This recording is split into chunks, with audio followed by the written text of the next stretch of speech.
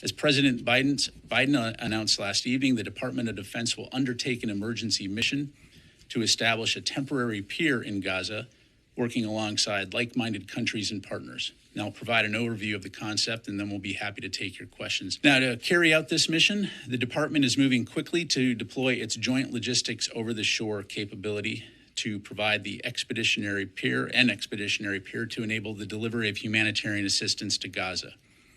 JLOTS is a unique capability maintained by the Department of Defense, whereby U.S. Army and U.S. Navy forces are organized, trained, and equipped to conduct joint ship-to-shore operations where fixed port facilities are inadequate or unavailable.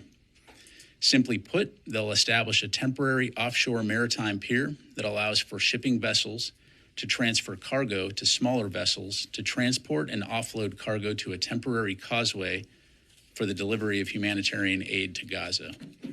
Now, we're in the process of identifying, sourcing, and in some cases preparing forces to deploy, but I can confirm that elements of the 7th Transportation Brigade Expeditionary out of Joint Base Langley Eustis in Virginia have been tasked to support.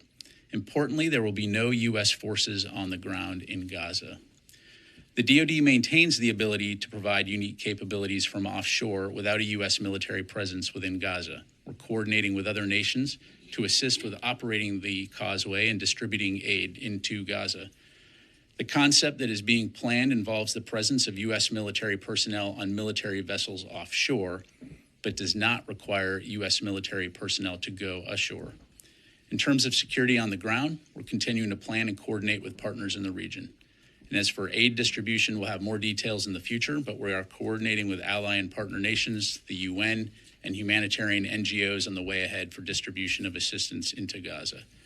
Finally, in terms of timing, we're working to set this up as quickly as possible, but we expect that it will take several weeks to plan and execute. Once operational, the actual amount of aid delivered will depend on many variables and will likely scale over time. However, we expect that deliveries via JLOTS could provide more than 2 million meals to the citizens of Gaza per day.